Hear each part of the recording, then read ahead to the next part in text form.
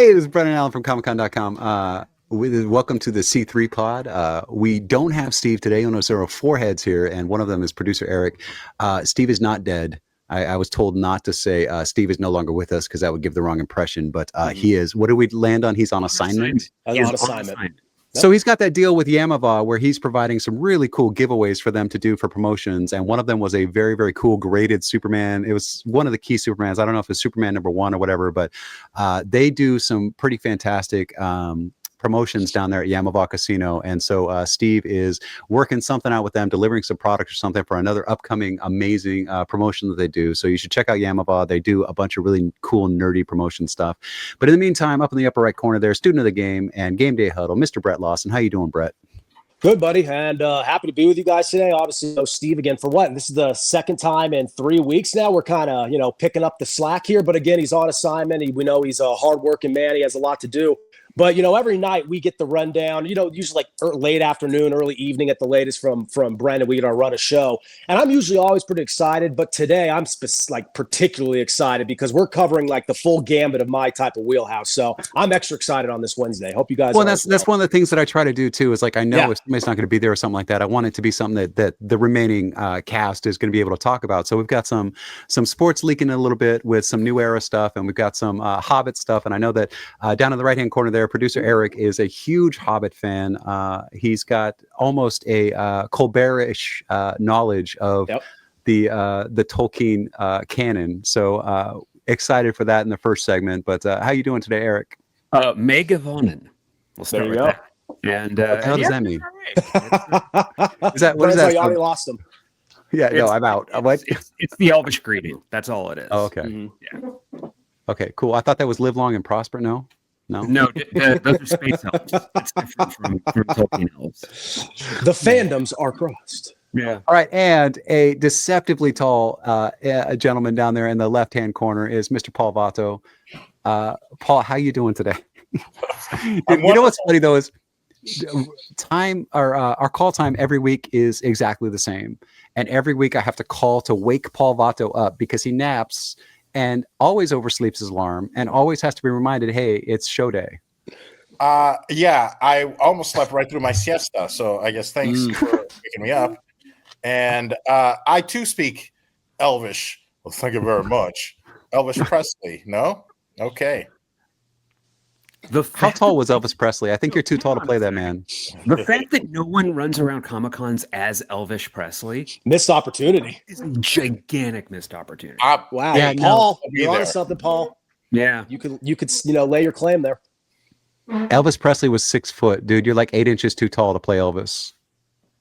And elves aren't elves traditionally short? I know in the films they didn't do that. And pretty much are tall. Yes, Tolkien elves are like very tall, specifically why the dwarves are shorter and the hobbits are even shorter than the dwarves. But the height of most dwarves that you get in those movies and those books and this whole canon, those are what we usually associate with elves, like the woodland creature type of elves who are shorter. But in Tolkien's case, they're very, very tall with all long hair.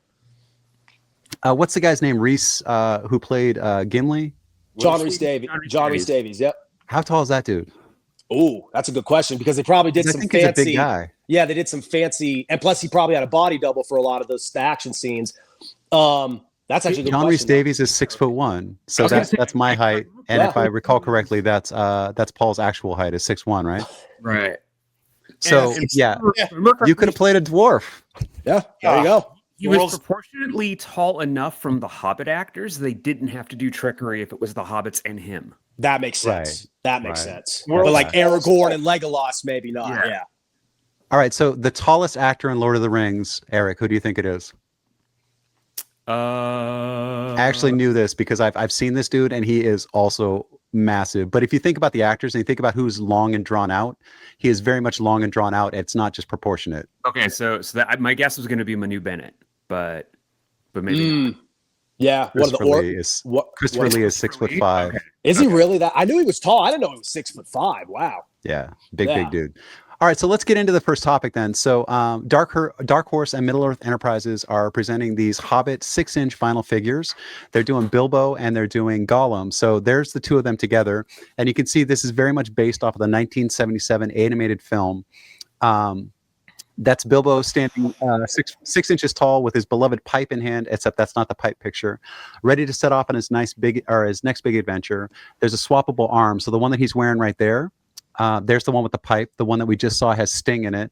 It's rendered by a sculptor named Phil Ramirez, and I've never heard of this guy before, but he must be a big deal because if you look at any angle of these figures, and this is really hard to do, a lot of times they get the front right or they get the profile right, but getting the profile and the front and the back and all the different angles correct to the screen, these are fantastic figures. So this is estimated to be released in Q2 of 2026, and it's going to cost $49.99. It's like what you said. The proportion, the aspect is great. That's what we always are going to want in any kind of action figure, toy, collectible. It's really cool how it does allude to the Rankin Bass. When I first saw this on the run of show, I didn't know that's what it was going for, at least initially, just off the basic context. Because naturally, that's probably not going to be the first, adaptation that comes to your mind. And even though it very much is geared for children as an animated film, it inspired, much like the Ralph Bakshi Lord of the Rings animated films inspired the Peter Jackson trilogy for those. This very much inspired the Hobbit trilogy. Now, obviously, the Hobbit is a much shorter story. Peter Jackson fleshed it out into 3 movies. That was, very controversial for him to do that. But there was still a lot of inspiration taken from this. So it's kind of cool to see something that's not as common in the public eye regarding these adaptations of Tolkien's work. Well, and I think that this really revitalized, and Eric, you're going to have to lend some insight on this, but there was a thing where they wanted to do the trilogy, and then they couldn't, and they got a hold of the Hobbit, so they made the Hobbit film. But like, there was a whole thing about what they could and could not do. But this very much brought into like the popular culture zeitgeist, the Tolkien stuff, which was waning by the 70s, I think, because it came out. When did it come out, Eric? The original books. So the Hobbit book is like 1935. Yeah, and right. then I think Lord of the Rings is 54ish, 55ish, because initially the Hobbit was just going to be like some little small time little children's book that he was just going to pass off because he was bored in his office, and then he decided to give the Ring, which was really just a plot device initially. He decided to give the Ring a whole mythological backstory and decided to spend the next 20 years fleshing that all out. So have you seen the second edition of The Hobbit where he explains that the reason why the ring was not the ring in the original one is because Bilbo is an unreliable narrator? Yeah. Right. And in the Council of Elrond chapter, Gandalf actually calls Bilbo out for lying. That's fantastic. That's fantastic. All right, so Paul, I know the 70s is a little bit before your time because you're a child of the 80s and 90s, but do you remember this coming on television? And do you have any like lasting impressions or whatever from when you were a kid seeing this for the very first time? You know what? I don't think I even remember it coming out, but or watching it. I don't, I wish I did, because I first kind of heard about it, I guess would have been when you start reading in grade school or whenever that might be introduced. And I don't know if that's in 5th grade, 6th grade. So I was familiar with the books and just thinking like, oh, how am I going to ever get through this? And getting through it and going like, this is incredible. But I don't even remember seeing a TV show based on that. But my question is, you see that he has a pipe.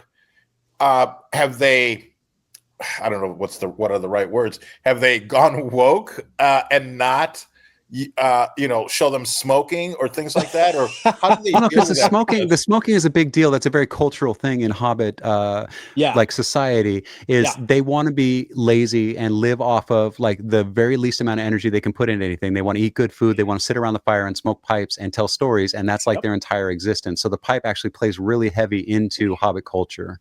And it's okay because it's kind of geared towards kids and they're okay with that, because I feel like you just described me to a T. But well, dude, I mean, but if you sit there and you look at like, dude, I mean, nobody even blinks. Like the devices that you put nicotine and drugs into your body just change over time. But like vaping now is the socially acceptable thing because it doesn't bother other people with the smell and with the different things or whatever. And I think that's just the thing. It's like it used to be pipes, and then it was cigarettes, and then it was cigars, and then it was, you know what I'm saying? Like we just go through stages. And it's a great point because cigars and kids, content, or cigarettes even, little more taboo. A corncob pipe isn't. Like, think about how many cartoons and Disney cartoons and TV shows you've seen where they have some type of corncob pipe or some type of old school tobacco pipe, and it's not, no one really bats an eye because it kind of aesthetically is pleasing. But if you see him smoking a cigarette, you're like, no, that's bad. So, But Well, because I tobacco also pipe, optics. I gotta admit that like I really hate the smell of cigarette smoke. I used to be a smoker. I can't stand the smell of cigarette smoke. Mhm. But I every once in a while I'll catch a whiff of somebody that's smoking a nice cigar that's vanilla or cherry or whatever or Right. cherry pipe tobacco or something, and it's a very nostalgic thing. I think I had an uncle or something when I was a kid that smoked cherry tobacco, and so when I smell it, it's like it's like Memory it's lane. not as offensive as cigarette smoke, but I know it's still damaging to health and things like that. The other figure is Gollum, and very much from the figure or from the movie as well. This one has two arms. The interchangeable arm is that left arm that's holding the fish. One is holding the fish, the other one is not. And this is also by Phil Ramirez. It's also very much, if you look at the other angles, we can scroll through the images here. You can see in the back they made the skirt or the hair that he has. I don't know if that's a clothing or if they were just trying to hide his butt cheeks in the film, is a little bit denser than it was in the film. It is supposed to be a loincloth. It's just the way that he's inked and painted in these movies, it's indistinguishable from being part of his anatomy. Right. So, Which, it's like gray wash, whatever, because it's supposed to be the dark and dreary. He's in like the pit of his depression down in that hole. So I guess that fits with and then just looking at the detail again here, you can see that he's got webbed toes down to the second knuckle or whatever, but like the wrinkles at the ankle, the calves, the muscles, the striation in the quads, like everything is just really meticulously done on these figures. So when I first saw a 6-inch vinyl figure for $50, I was like, but then I look at him and I'm like, well, that's a really, really nice sculpt. Looks cool.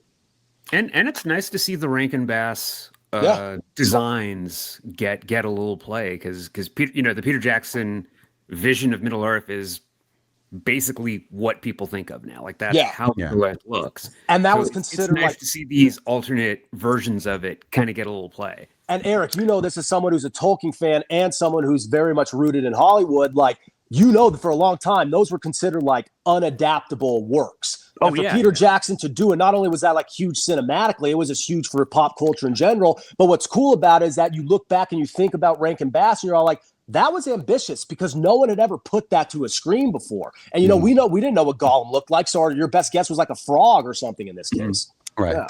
Yeah. Absolutely. And to this day, it's Hobbit is the most successful Hobbit adaptation. So well, because they were playing it swift stroke.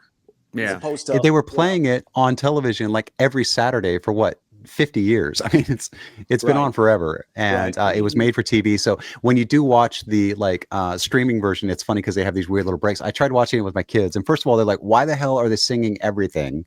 Oh Lord, they're singing again. What the hell is this movie? And why does it just stop and then start up again?"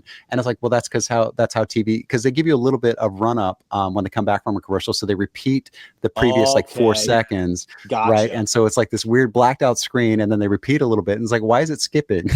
That does make sense. Yeah, that's definitely an archaic thing of the past because that was very, very common. The little stinger music. You come back from break and you get a quick little recap. Yeah. Right. Yeah. Or it's just like, this is where we were. It's just a quick little reminder before they throw you right back into it. Right. So you can run back to the bathroom, pulling up your pants because. It's like, oh, damn, I got to go. Paul is being uncharacteristically quiet down there. I wonder if he fell asleep. No. I'm just. Is it just honestly? You've just never seen this film? That is so bizarre to me.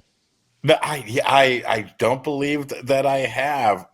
You really? It is so weird. You really have to look it up. You have to stream it and watch it because homework assignment for Paul. Yeah. They sing everything. But what you were saying too is like they thought this was an unadaptable piece, and the reason for that is because it would be so expensive, and it was so expensive to do live action. Yes. And at the time, for practical effects and stuff, it would have been even more expensive. And so doing animation was really the only way they could. And then at the time too, in the 70s, weren't all animated films basically kids films? Right. So they had to do this whole genre breaking new thing of making a film that's not necessarily aimed at kids. Yeah.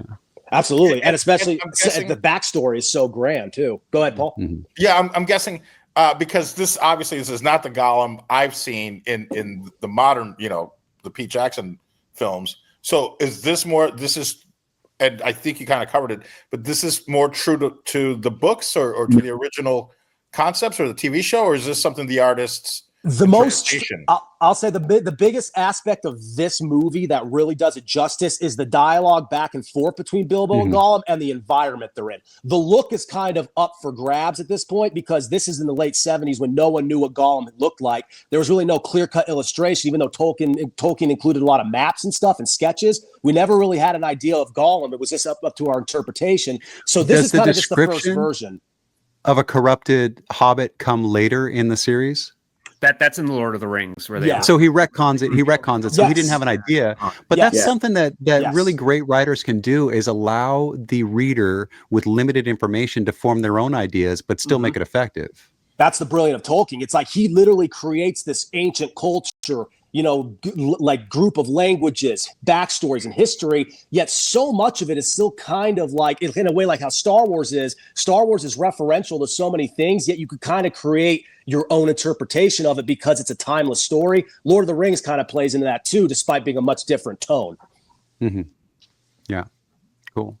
And to defend Paul a little bit, by the late 80s and early 90s, so the Rankin Bass movies, so The Hobbit and The Return of the King, basically only played on Disney Channel. Like that's how I saw them. So Paul's family couldn't afford the cable package. The cable.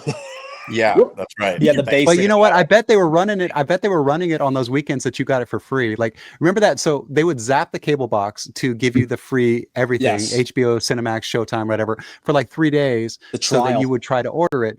And then if you went in at 9 p.m. California and unplugged the box, they sent the message to your box to cut it off at midnight Pacific. Or midnight Eastern time. So if you pulled it out 15 minutes early and your box was unplugged, it wouldn't get the zap. And then you get it for another week for free before they did the secondary zap on a random Tuesday or a random Thursday or something like that. They would zap it again to get those people that unplug their box. So unless you were unplugging your box every night at 9 o'clock, you would have these special channels for like 4 days and then they would cut it off again. But if you were savvy, you could you squeeze an extra 2 or 3 days out of it by unplugging your box every night.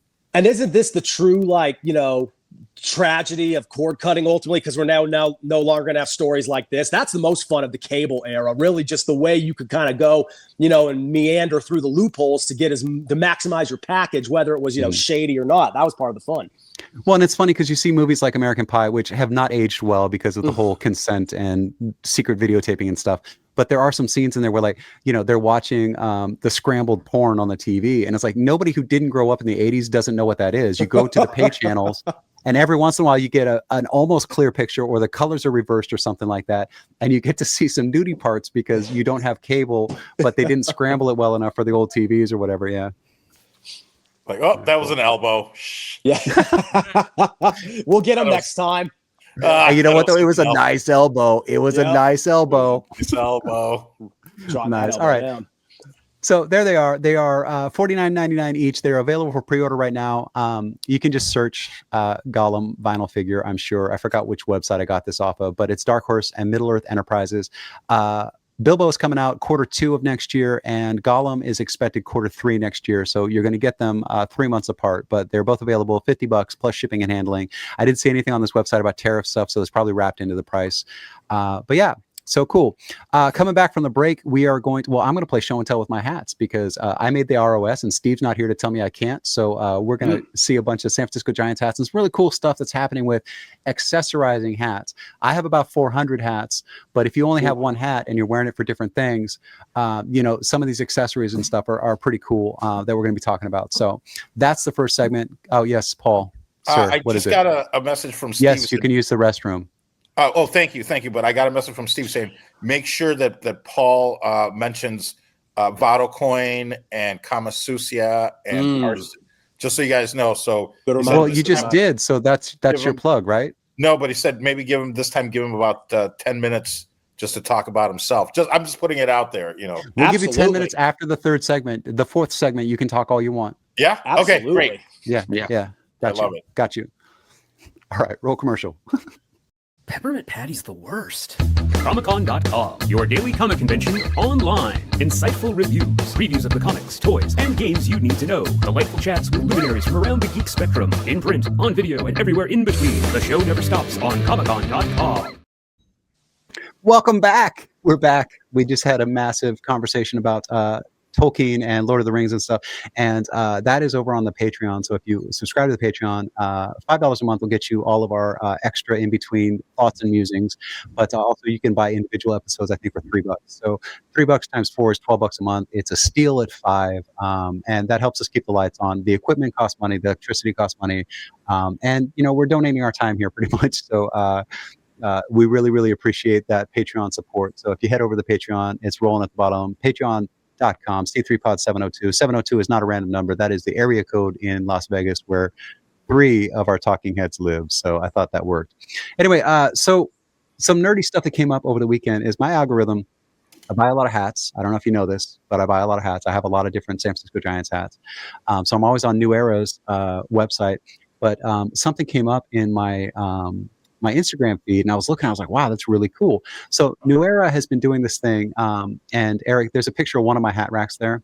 If you could pull that up, these pins and charms on hats. So the 70th anniversary hat on that white, or 70th anniversary pin on that white and gold hat. There's a blue New Era hat on that blue hat. On that hat on the lower left, you can see they put a gold charm around the New Era logo. Right there, it's a Halloween themed hat. So there's a spider on one side and it's got a chain that goes over to a web. So they've been doing this at New Era. It's a recent thing. And these pins don't cost a lot of money. Some of the hats are special edition, like that gold one comes with the 70th because that's the 70th anniversary San Francisco Giants New Era collaboration, whatever. But the pins themselves run between $10, $15, maybe $20 for official New Era pins. And what's happened after this is that a bunch of third-party manufacturers have started making their own pins. So, well, actually, let's get into to what New Era is doing now too. So this was a baseball cap, and we just talked a minute ago. Paul said, I should go put on a baseball cap, and I was like, well, you're wearing a baseball cap, but it's for a football team. But that is a baseball cap with a football team on it because this style cap is very much the on-field style. So we have some pictures of some other stuff that New Era is doing right now. They're working with DC. They've got Batman hats. They've got Superman hats. They've got Green Lantern. They're also working with Marvel. I forget which one I put. I put the Cyclops hat. There it is. Ooh, and then what's the other image that I put on there? I don't even remember. There it is. Oh, yeah. And they're getting into the comic space. MADtown Comics is one of the most famous comics distributors in the world. They're in New York. They do mail order. But when you go to New York, if you get a chance to go to MADtown Comics, it's a really cool experience. But here is an official New Era hat with the MADtown Comics logo on it. So you can get your business logo on there. You can get any kind of nerdy fandom, whatever. And then what's happening now is these third-party vendors are making nerdy pins and stuff that mimic the New Era pins. I'm not going to mention who this manufacturer is because I was not able to verify them. I know the New Era pins are real, so I'll tell you, if you go to newera.com, you can find all these pins right here.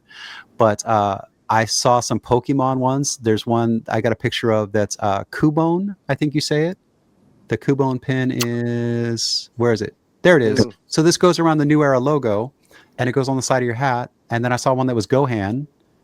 And then there's another one that's for Labubu.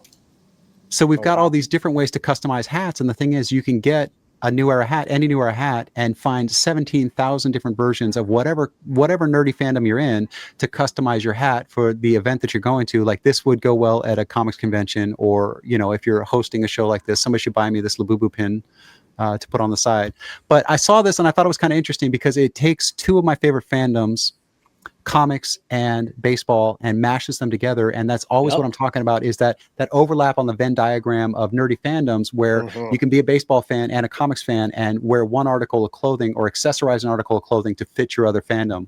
So Brett, I know you're dying to say something about this. What do you got, boss? I mean, literally what you just said right there is it's right up my alley too. That the intersection of when these avenues kind of converge is always fun because you realize so many of the things that make you a fan of baseball that directly taps into the same type of appeal for something like comics, for something like pro wrestling, for something like movies, music, anything else in the entertainment industry. There's a certain just a core element that resonates within you, and it goes back to interest. It goes back to interest, intrigue, and just passion.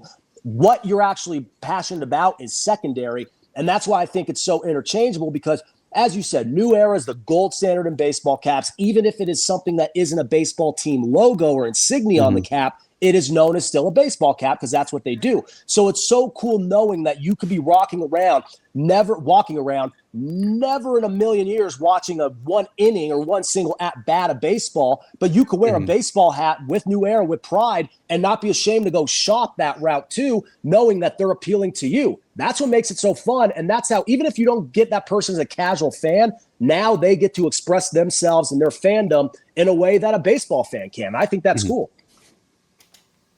Well, and one of the cool things too, and I forgot to mention this, is baseball caps are designed with these eyelets, these little holes that are stitched around, and the initial pins go through that. And so actually one of these hats, this one here is my black on black San Francisco Giants hat. And I wear this one when I can't find a colorway that matches whatever I'm wearing. I just wear the black one. Yep. But that pin that's on there is actually not a New Era pin or anything that's made for a baseball cap. That's from Yosemite National Park. And that's their, the geographical marker or whatever that shows the elevation and where they're located. Oh, that is cool.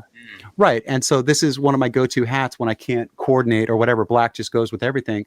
But any of those little pins, the Disney pins, Disney adults go nuts for collecting pins, right? Those Disney pins will go right through that hole, and it's at a part of the hat where my head's not even there, so you don't feel the backing against you, right? It's a genius place to put a pin. So when you're talking about pin trading, when you're talking about collecting, when you're talking about accessorizing, you can take any pin that's got that backer on it and stick it right through that hole and not damage the hat, and also it's interchangeable. You can take it out and change it out for something else at any time. I used to accessorize my hats with old and I can't remember if it was both the Cub Scouts and the Boy Scouts. I must have found my collection of pins because I had many. And I always thought that was very cool to accessorize my baseball hats with pins from the Cub Scouts or the Boy Scouts. And it was just, to this day, if I find a cool pin or somebody gives me a cool pin, whether it's liquor related or poker related or something, I'll toss it right in the hat. Except, of course, when you do get hit in the head or you bang your head and that thing digs into your skull, then that's the only painful part. They need to develop something. How'd you get that scar? La boo boo. La boo boo try to puncture my cranium. Yeah, nice. So I want to come back to the X-Men one for a moment, because this looks like something that could be used on screen. 100%. Yeah. You could totally imagine that next X-Men movie, they finally do the basketball scene, right? And Gambit's literally wearing this cap. And not only that, if you want to go off screen, Eric, tell me you cannot envision Kevin Feige walking out on Hall H wearing a hat like that. It's 100%. When he's ready to announce cast, this is the hat he's wearing. Right? Has to be. Well, and this is a new style that they're doing. They call this one the A-frame. So normally there's two panels in the front there, but this is one panel that's stitched together at the top. You can see the seam is a little thicker, but when they're able to do that, this is thicker embroidery than what they do on a lot of the hats. So it's wider, because once the panels are stitched together, when you have that two panels in the front, you can only do a design about this big because of the shape of the thing once it's put together. So this is embroidered flat and then brought together with that fold at the top. So that's why you have that really thick and really wide embroidery on this hat. This is a very cool new style that they're doing a lot of different colorways with, and they're doing a lot of different like prints and embroidery on the front of. And then the other thing is I like if type of geek fashion stuff. Like this hat that I'm wearing is an Alien Earth thing. And it's wink. You have to watch Alien Earth to know that that's what this is. Yeah. And that's another cool thing that because it's a baseball cap that may not have the same kind of brand recognition as a San Francisco Giants SF, as a New York Yankees NY, as an LA Dodgers LA, an Atlanta Braves A, so on and so forth. You don't have to be a sports fan, but you probably have seen those images before, where you could just be a common everyday Joe and you may have not have seen something that like Eric's hat is referencing, or even you may not know what the X-Men really are, so you just think it's some random hat with an X on it, Like, that's what's cool the about thing it. is too, with different colorways, you don't always know that this is a San Francisco Giants hat. Right. I've got one that looks like a Dodgers hat until you really look at it and you go, oh wait, that's not Dodgers. With the coloration, right. Right. Brett, but only one unmistakable logo on Earth, and it's this. Yeah. I mean, that's it. That's about as iconic as it gets. I mean, really. But if that was blacked out, like say it was just the shape and it was pink, you could also think it was Roxy though. Brendan, do you have you ever been like looking for a San Francisco Giant cap, but whether it be like live in person, brick and mortar, or online, but you found another cap while looking that like kind of diverted your interest? Or if you're looking for a Giant cap, you're going to get the Giant cap. It's funny that you mentioned that, because New Era right now, and by the time this airs, the sale will still be going on. They're doing a fantastic 30% off Cyber Monday sale. I also get a discount because I'm a veteran. So whenever they're running a sale, I'll put in my code as a veteran to see what the price is, and then I put in their code for whatever special they're running. Fanatics does the same thing. New Era and Fanatics work together. And I look to see whether my veterans discount or whatever, my cat's getting down. I don't want to get scratched. There we go. I look to see which discount is better. And they're doing a Cyber Monday or Cyber Week sale that's actually going on right now on Wednesday when we're recording this, but it'll still be going Monday when it goes live. And there's a hat on there that I wouldn't have purchased if I hadn't seen it, but I'm looking at my San Francisco Giants hat and they're like, "Oh, we think you might like Batman." I'm like, "Well, hell yeah, I like Batman." I love it. So it's a black and white hat that's in the same colorway, but it's very much like the black ink on a white paper, like a sketchy style or an inked over sketch style that I think is really cool. I think it's going to go with a lot of the different shirts and things that I wear, because I always try, and I don't know if you guys know this, but you'll never see me in the same hat and shirt and shoes combination. Never. I always try to mix it up. Never. And so when I have black and white, it goes with all of my black and white shirts. It goes with all of my black and white shoes. And then if I get charms and stuff on top of that, it's like, okay, gold charms go with the black and white and gold shoes. They go with, so yeah, when I'm at a convention, when I'm going on screen or something like that, I very much, and Steve made a joke about it, about having a style guide. I do, because I take it seriously. Coordination. And, I want to present, a very put together look. And if you're wearing the same shirt 3 days in a row, I don't think that really comes through. So, right. Even then the hat too. The funny thing is, if you're wearing the same hat 3 days in a row, that may even be more noticeable than the shirt. So it's really smart to because like if there's a certain hat that pops, you'll remember the hat the next day, mainly because, again, it goes back to the recognizable brand aspect, whether it be a sports fan or something that we're covering here. Really quick, I want to ask all you guys this, and I'm sure you were probably going to mention it anyway, Brendan, but like the aspect of the third party here. Do you think that can get a little wishy-washy because most of the sites it's almost like a marketplace, social media type of vibe? Do you think that could get a little tricky, or do you think it's going to be kosher for the most part? Okay, so here's what I did, and I want you to know that 97% of the things you see on the main social media site that people our age use, and I'm not going to say which one. It used to be popular with kids. It's not popular with kids anymore. It's all the adults. I don't want to get any legal trouble here, but most of the vendors on there are not real. If it only exists on social media, it only exists on social media. You're never going to get your money back. You're never going to get your product. So when this company came up, it came up on Instagram, and I looked, and all of their reviews were solid, but their reviews are all 4 or 5 months old or older. And then all of the posts that they had on their Insta were 4 or 5 months or older. And so there are only 15 or 20 posts total for this particular company.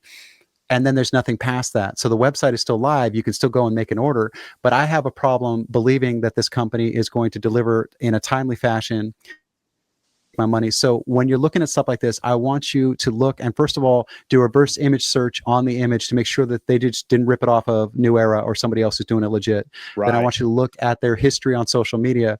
How many posts come out? Are there real people who are posting, yeah, I just got this, here's a picture of my dog wearing it, whatever. But you also want to look, there's Trustpilot, there's a bunch of different websites that you can look at to see if they're legitimate websites. Because I don't want anybody to get ripped off because I mentioned the name of this website and they went to go try and buy it. So all of this stuff is available from many different vendors, and there are many vendors who are making it for real, but make sure that you check out who they are, what their web footprint is. Are they active? Do they have good reviews? Do they have good Trustpilot or whatever website you're using trust on there? And then are they using easily refundable means of payment? And by that, I mean, Zelle will do a dispute. PayPal will do a dispute. PayPal is not the greatest, but it still is something. But there are companies that if you get ripped off, they're going to investigate it or whatever on their end, and they're going to give you your money back. So those are the things that I would say. I saw this on the net. I can't prove that this is a real company where I got this image from, but you can find something exactly like this from a trustworthy company if you just do a little research.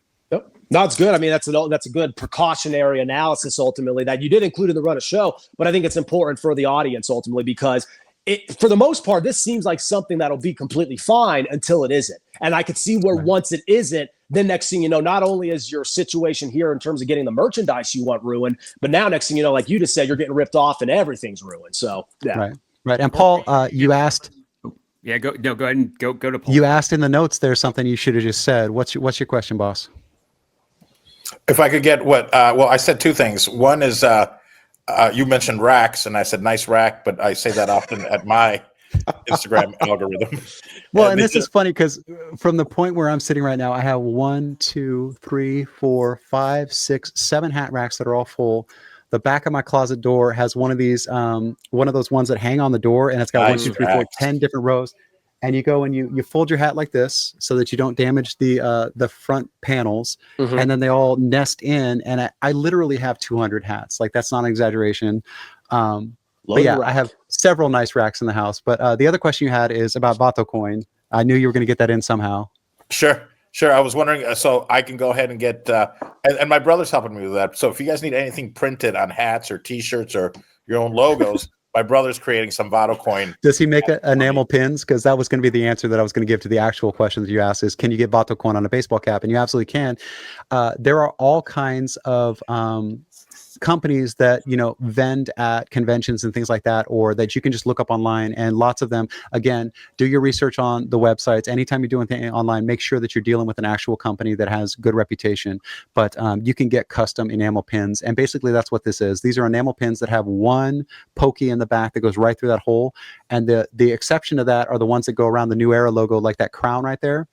And the chain, so the chain goes through one hole in the front and one hole on the side. I've got one right here. Oh, it's on ET. There we go. So if you look, I got to turn it the right way.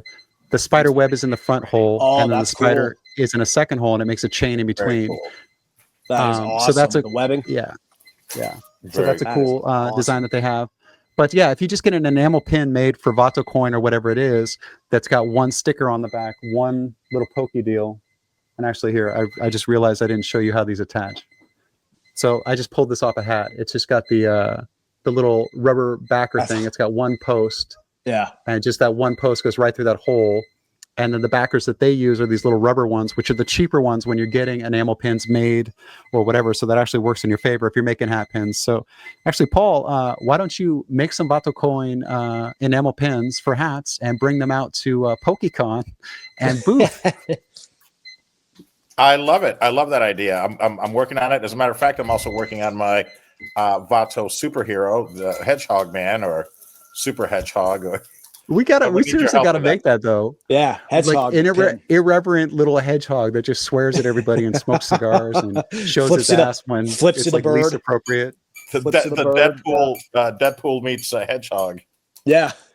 Now you said the DP word, and so now I got to scrap it because that's okay. Well, now we're gonna have Liefeld saying that's my hedgehog, mine. Right.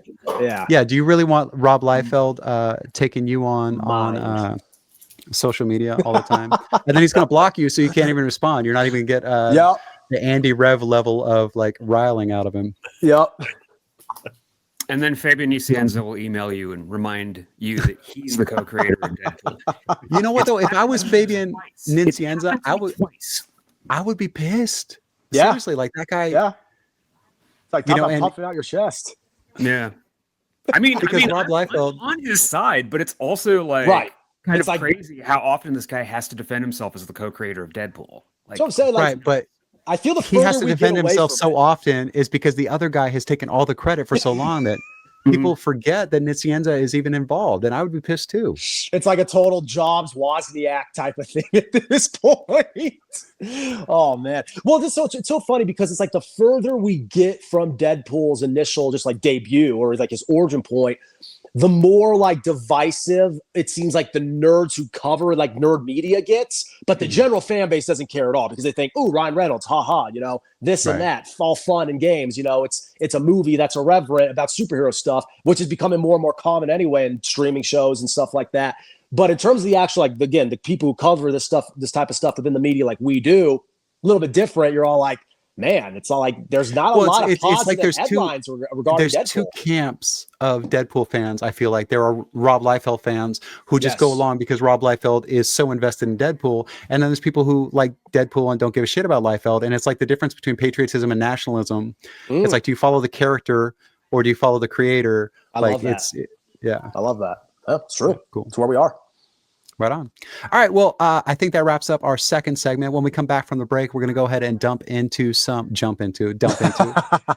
like that too. That too. Right. We're gonna take a dump on Paul Vato's desk when we get back. No, and we're gonna talk about some of the comics keys and some of the new story arcs that are coming up with this week's comics. And yeah, cool. So here we go. Peppermint Patty's the worst. Comic-Con.com, your daily comic convention online. Insightful reviews, previews of the comics, toys, and games you need to know. Delightful chats with luminaries from around the geek spectrum. In print, on video, and everywhere in between. The show never stops on Comic-Con.com. Bang! We're back. We should get a bang and explosion effect when we come back from break. That what do they call it? Diegetic effects. No. Directed by Michael Bay. No, what is it? What's the word? That's onomatopoeia? Is that it?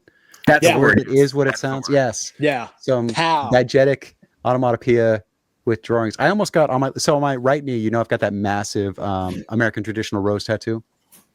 On my left knee, I was going to, because my son when he was in the Army was going into EOD school, and that did not work out. But I was going to get the big like crack-a-thumb or boom or one of those with the big spiky like bubbles around it on the left knee, but now the left knee is naked because we never set that up to go get that tattoo together. Yeah. I love how everybody's so interested in my tattoo story. Fine, we'll get to the comics keys for this week. I was, and then I saw Paul Vato. I'm like, what is Paul Vato reading? Because what is Paul reading? When you're rotating in the chair back and forth, you're into something. You're intrigued. They got you hooked. My thought was, I don't have any tattoos because why would you put a bumper sticker on a Ferrari? All right, that's fair. Yeah, that's fair. Good logic. I'm gonna start using that, Paul. I'm gonna start using that. So in the last 2 minutes, Brendan gave me something I could use, and Paul gave Eric something he could use moving forward. Perfect. I mean, this is what we do here. There were kids. So my foster dad is a mechanic, and we used to go to Hot August Nights every year, which is a big car show. They do a bunch of classic cars, but he had a 68 Volkswagen Super Beetle with a Model A kit on it. It looked just like a Model A, but the thing is the engine is in the rear, and so from the front is where your trunk is, and they had these pipes that came out and they met the actual exhaust on the side. So we're going up on this cruise, and we get up to the top of the mountain where there's got a vista of Reno, which is actually it's pretty from up on the top, but it was chilly up there. So we went up to the front, we opened it up, and we're getting our beers out and our jackets and stuff, and all of a sudden, from across like this whole row of cars, all of a sudden people start looking, they come over, they're looking at the different parts and stuff because it was such a great kit. But then I wanted to do there's a Murcielago kit that you can put on a Pontiac Fiero.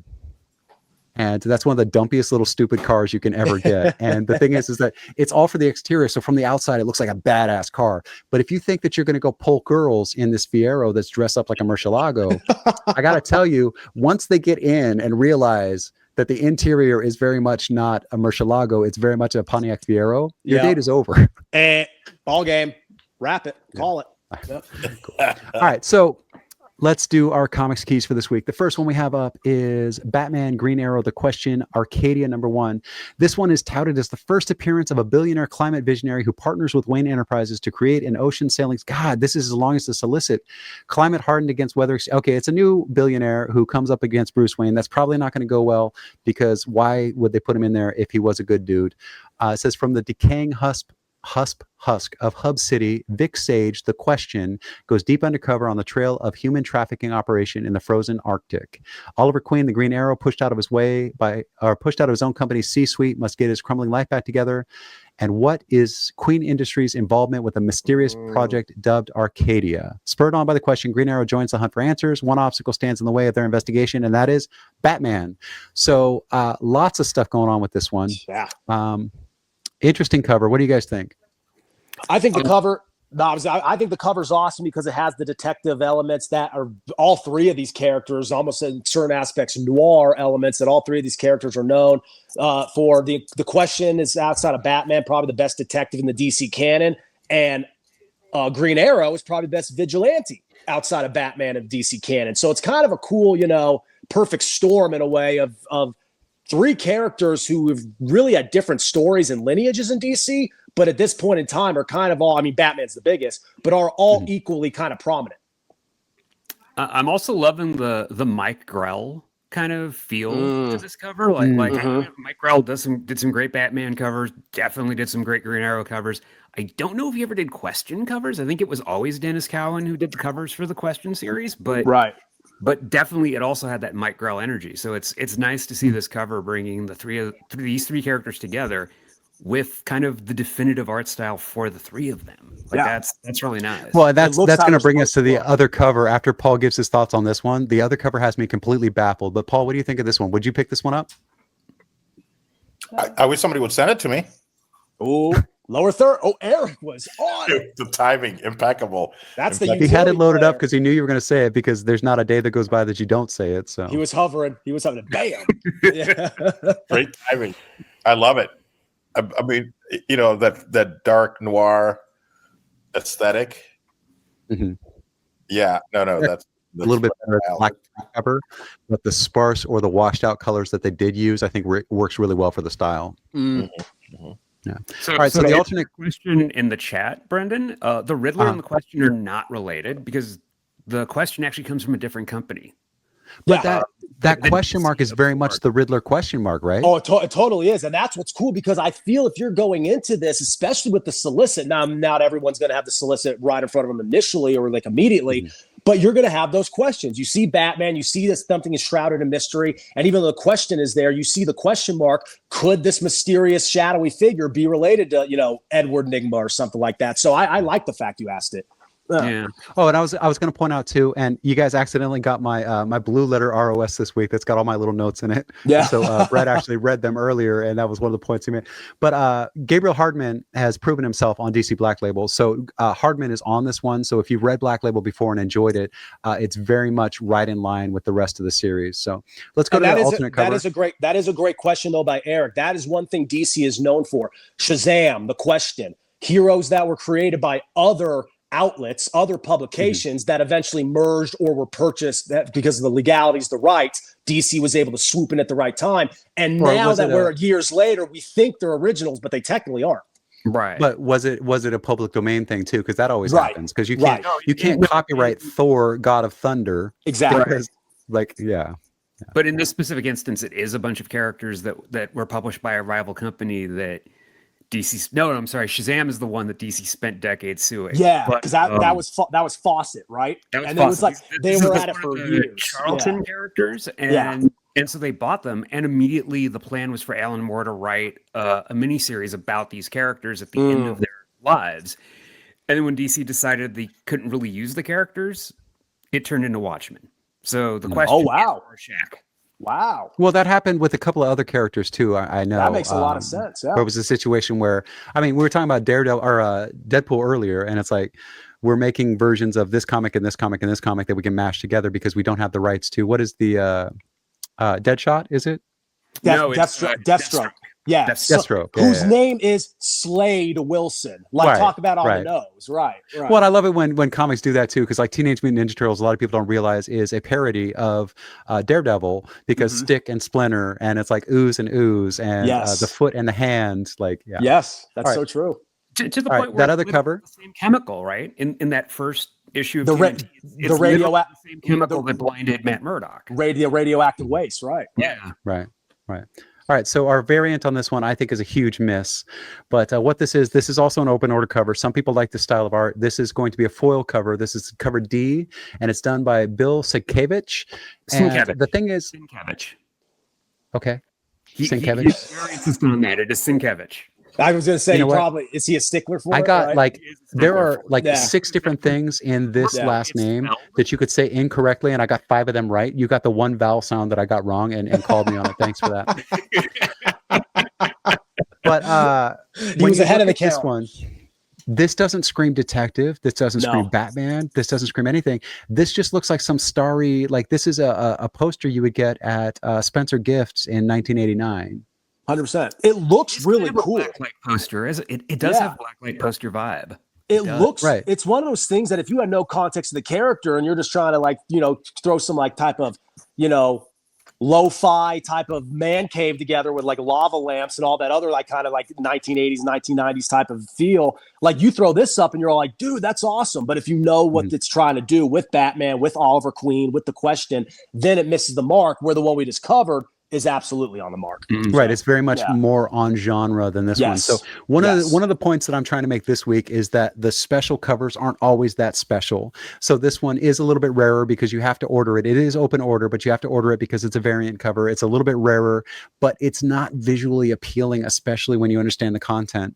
Yes. Our next one up, and this is another example. We've got two covers here. One of them is much better than the other, and the A cover is much better than the incentive cover on this one, and that's Infernal Hulk. We talked about this. So Incredible Hulk number 30 concluded with the eldest inhabiting the body of Hulk. So the solicitation for this one also references a new age of monsters, and we might get the first appearance of, how do you say this? Ngathiil, Ngathiil, the Endless? I don't know. But it says incredible, immortal, infernal. The evil known as Eldest has literally torn Bruce Banner and the Hulk apart and taken over the Hulk's body as their own. This new unstoppable infernal Hulk is 10 times the monster that everyone always feared Hulk would be. Their diabolical plan is to plunge the world back into ancient horrors by transforming our heroes into nightmarish beasts. Meanwhile, the indomitable Bruce Banner, though powerless, will stop at nothing to thwart their evil schemes. I love the concept of Bruce Banner having no powers because it's always that Jekyll and Hyde thing where Hulk is the powerhouse and Banner is the mind, and one can't exist without the other. There's this dichotomy of like their characters, but they rely on each other so much. It's interesting to me to see Bruce Banner relying solely on the science because he has no special powers. He has no special strength. He's only got that big brain. And that's like that's what's made the Hulk work since the early 60s. That's what's so cool. There's always those timeless elements of superheroes that we talk about on the show that really just make them resonate and give them that sense of longevity. That's exactly what you have in the duality of, as you just said, the Jekyll and the Hyde, right? Dr. Banner and the Hulk himself.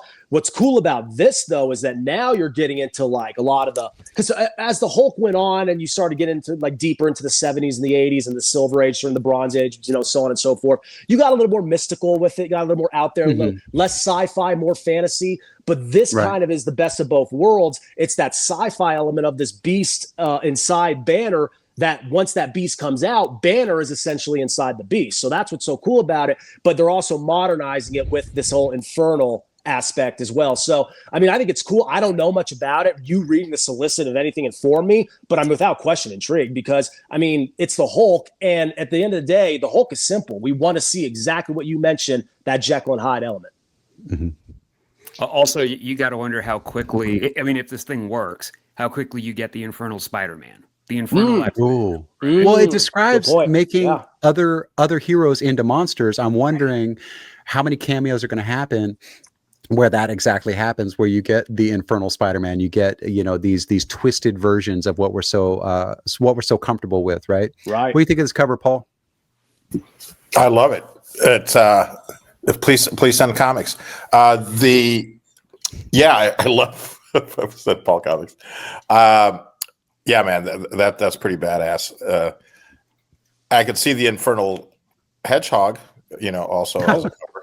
Well, one thing that I just noticed too is there's that green like lightning that goes down almost like a scar, and on one side you've got a face that looks slightly different than the face on the right, and so it's one of those things too where we see a lot with Spider-Man and we see a lot with Hulk imagery or whatever, where it's like the two aspects fighting against each other, but instead of Banner and Hulk at this point, it's Eldest and Hulk. I mean, isn't that even how the iconic like Lou Ferrigno show ended when the opening credits dun dun dun dun dun dun? Yeah, right. Yeah, like that's what it was. How did that theme so go again, Brett? Dun dun dun dun dun dun. I love how I dramatize it like times 10. So let's go to the variant on this one, and this is a it's a 1 of 100 Nick Klein Virgin variant. So Nick Klein obviously did the main cover, right? But one of the things I say a lot of times about these Virgin covers is when you look at the artwork, it's so much more open because you're seeing so many more details and things. And this is the example of the exact opposite of that. That top part right there where the trade logo goes is obviously designed for the logo. There is nothing back there, and it almost looks like they added it in because it looks like there's more detail behind the Infernal Hulk logo on the A cover than there is on this variant cover. And then that's exactly it too. And it almost seems like you notice in the immediate foreground what he's doing, holding a body, walking through carnage. It's kind of obvious here, but when you go to the other one, it gives you a little bit more of a, like I guess you could say, an aspect ratio over to exactly what's happening. He's clearly walking through the destruction he caused. if your local shop has to order 100 A covers to get this one, they're going to put a 4 or 5 time price on it. You know, instead of $4, $5, $6, whatever this comic's going for, it's going to cost you $30, and it's not a better cover. And I hate that when it's a downgrade and it costs you 10 times more. That's one of my biggest pet peeves is you're getting less for more. Insert Steve's criticisms of Marvel Comics right here. Right. Fill in the blank. Right. Yeah. And it's funny because it's like they're the kings because they have the formula and they stick to it, but they've also watered down their own formula. But they have so much stake in the game, and they're so solidified now. It like doesn't really diminish them in terms of revenue, in terms of their business and their profits, but it kind of diminishes their reputation a bit. Yeah. You know, and it's the joke of Rob Liefeld. When Rob Liefeld is doing a book, you're going to get 2,000 variant covers, and you know, like 1,000 of them are going to be the same cover in a different colorway, or they're going to have a different logo, or it's going to be like, you know, this one's got foil on it, this one's got rose foil, this one's got green foil. Like, who cares? But again, you have those people that just follow Liefeld, and they'll buy every cover they can find just because it's Liefeld. Going back to the Sienkiewicz one for a moment, you said this is going to be foiled, right? Yeah. That seems like a bizarre choice because his work is so ethereal anyway. To cover that with foil seems like, well, it's probably foil accents. Pretty kind of you know. I'm thinking the stars in the background are going to be foil, and probably the highlights on the cape and stuff like that. I think it's going to be an accented foil. I don't think that's going to be a full foil. But just also, looking at the artwork, to take a look at this name and tell me how you pronounce it. Sienkiewicz? I said Sienkiewicz, which is an acceptable pronunciation. No, it is. In Polish, that actually is probably it's dead on accurate. Kiewicz, because usually anytime you see the K and the witch is definitely, I'm guessing, the right K. I actually thought it would be Kiewicz. The beginning, the first segment there, that's throwing me off. Is it Sen? Is it Shen? Is it Shenkiewicz? It's probably Senkiewicz. Eric says that he pronounces it himself Sienkiewicz, which I will respect from this point forward. Right. Because we had a colorist on who is also a writer, who is Buddy Bedoin. And when I go through and I'm doing an interview or something like that, I always try to get the names right. And then I ask people before I start, how do you pronounce your name? Because I don't ever want to mispronounce somebody's name, because your name is the most important, whatever. I don't want to do that. So I go in and I go, okay, buddy, so how do you say your last name? He goes, Bedoin. And I was like, oh. Because when I looked it up, it's Bedon or Bedon. I can't even say it, but I can try because it's a French name. But when his parents named him, they pronounce it Bedoin. He pronounces it Bedoin. It's always been Bedoin as far back as he can remember. So it's Bedoin. And that's just the thing is, I would have said Sienkiewicz, and I did. And Eric is telling me that he prefers Sienkiewicz. And so that's what it's Sienkiewicz, right? Yeah. Which is what it's going to be from now on. But both pronunciations are valid. It's just, it belongs to him, and so the way he wants it said is the way I'm going to say it. So what you basically just alluded to is the way it should be more often. You think it'd be standard practice in any type of media, right? But it really isn't. That's why, even going back to my experience in sportscasting, even before I was on air and I was producing and I was just doing updates, if I got a news break that I had to like deliver on the air and I didn't know the name, I would go at least 5 or 6 different YouTube videos to get the the play-by-play broadcaster, hear them say it. And I would have to double check, if it was a golfer, I'd go to this tournament and that tournament, hear a couple of different announcers say the name so I could get like a general consensus. Most of the time I've seen the player play or, are familiar with them. So I knew how to say it. But every now and then you get like a young baseball player or like a French-Canadian hockey player who I wasn't like totally sure on. And it's what you said, Brett. It's the those due damn diligence. French Canadians. Right. But it's the due diligence. You have to do it because, as you said, the name is the most important thing. If you botch the name, why even talk about it moving forward? Right. Well, and it's funny because it's super tough in comics media because you do have names that are deceptively simple. Like before we had YouTube and all this stuff, there was a writer who everyone referred to as Mark Millar. Right? It's pronounced Miller. There you go. Yeah. Right. Yeah. And it's like you don't know that until you literally hear him say it. And that's a simple word as opposed to Sienkiewicz, which it's Polish. You're going to stumble over a lot of letters that are representing sounds that aren't really there. So And one of the things that I want to point this out, I'm not a Dodgers fan. I'm a baseball fan. I love the Giants, but Kruk and Kuiper are amazing at that. And Vin Scully, I would listen to Vin Scully call any game because he knows every player's name. He's talked to every one of them. He's got stories about all of them, visitors and home players. He was never a homer, and he always did his research, and he did his research in person. He would talk to people and be like, hey, do you remember that time? And they'd tell him the story. And then that's the version of the story he would tell, is the one that came straight from the player. Vin Scully was so good. I could sit here and do this basically for 5 hours, and he could put it perfectly in words, eloquently, poetically, with information, backstories, and a humorous anecdote. Best to ever do it by far. And Kriker, and as a Giant fan, I just got to say, as a sports broadcasting nerd, the Giants have one of the best radio and TV teams out there, because you have John Miller, Dave Fleming on radio, and then you have Kriker and Cup, who may be the best team in local or like regional TV. You got that backwards. It's Kuiper and Kruko, but I appreciate it. Yeah, no, exactly. But no, they're phenomenal. Basically, in TV and basically the regional sports networks, you have them and you have the Mets team. You have Cone, Hernandez, and Darling, and then you have the Giants team, and they're like the gold standard in. Because no matter what the subject is, we can fit baseball into it. No matter what the subject is, it's a great American pastime for a reason. Speaking of New York, the next one is Daredevil Punisher, The Devil's Trigger #1. This one's a 5-issue mini, and sometimes I really like the minis better than the ongoing because it's a very clear starting point. You know it's going to go 5. You know what your investment is going in. It's going to be $15 to $20 because there's 5 issues, right? It says, do you have what it takes to pull the trigger? Daredevil and the Punisher, 2 of Marvel's mightiest, with one of the most celebrated and storied rivalries in comics, find themselves at odds, not only with each other, but with New York's criminal element once again. Jimmy P is on this one. And it's Frank Castle pitted against the Nuki crime family and their most violent and visceral confrontation yet. Their conflict threatens to tear Hell's Kitchen apart, and it falls to Daredevil to contain the chaos. Mm-hmm. Now, this is big. I mean, the Nucci crime family, a lot of people aren't as familiar with the Punisher's, canon that isn't crossover related material.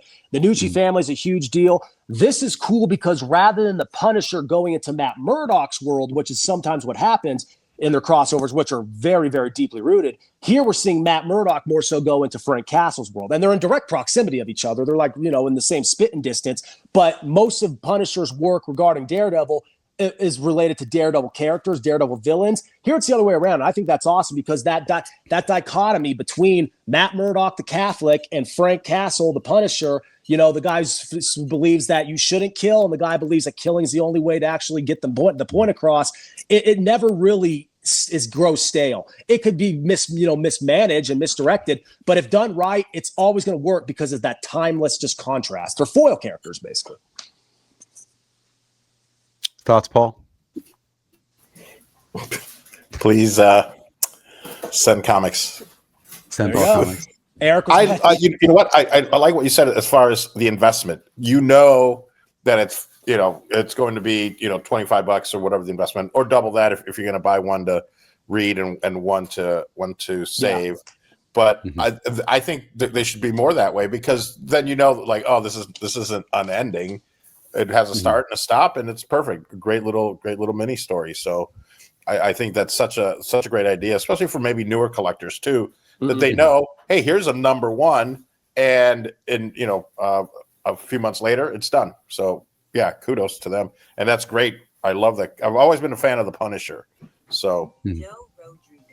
The Punisher actually has a lot of misguided fans too, who believe that he stands for things that he doesn't, and it's always so funny to see like the thin blue line Punisher skulls and stuff like that, because it's like, he kills a lot of cops. Yeah, he literally is the antithesis of law enforcement. He represents not only vigilantism, but like Daredevil's a vigilante. He's a whole nother level, right? He's an anti-hero, and it's so true too.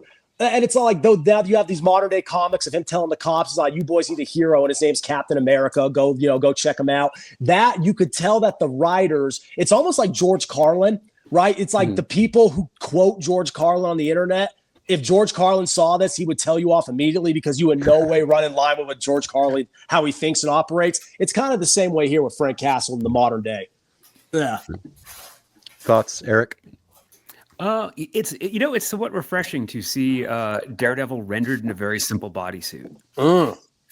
Like I know that's what he tends to wear, but after all these years, it's gotten patchy, or you have seams or body armor. Or It's funny because I was nice to see him looking at the suit, and I appreciate the suit, but then I was looking at that hip angle, and I was wondering about the anatomy of that. Well, I mean, Matt Murdock has hypermobility, right? Yeah, right. Oh, okay, fair. That's fair. His hip, That's fair. his hip flexors are just, years of training with stick and with ninjas, you're going to have good hip flexors, right? I thought you were going to say we we did- were dealing with Electra. That's definitely Oh, well, that.